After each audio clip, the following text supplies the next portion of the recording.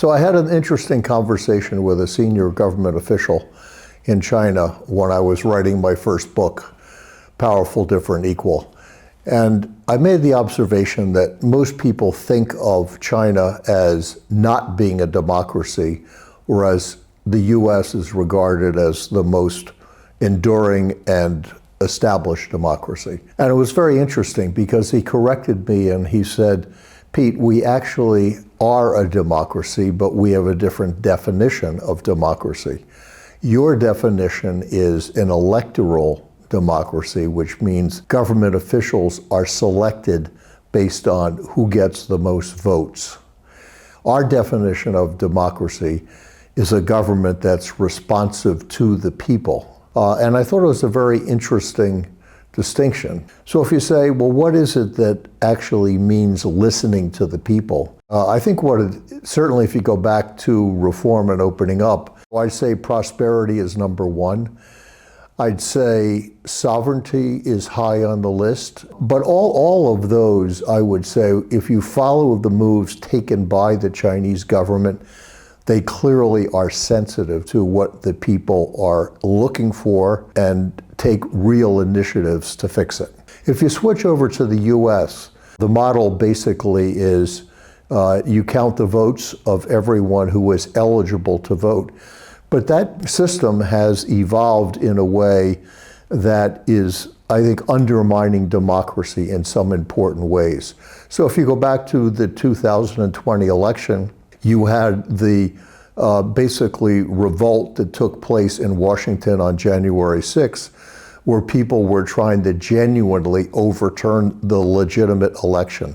And it was made legitimate because there were over 60 court cases where the other side was given the opportunity to bring facts forward to basically demonstrate that there was fraud in election. In every single case, the anti-government position was defeated, basically because they presented no evidence that was credible that it ever happened.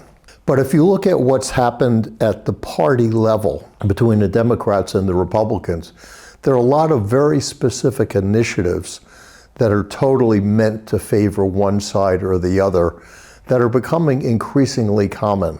As an example, we have something in the US called gerrymandering, and that gives the state government the right to redraw district lines in terms of how you tally the votes for electing people to Congress and also to the state houses. And so what happens is if the Republicans are in charge, they basically draw the districts in a way where the other side, the Democrats, capture almost all of the votes in that district, but the Republicans are able to capture only 5% more than the Democrats in the other districts.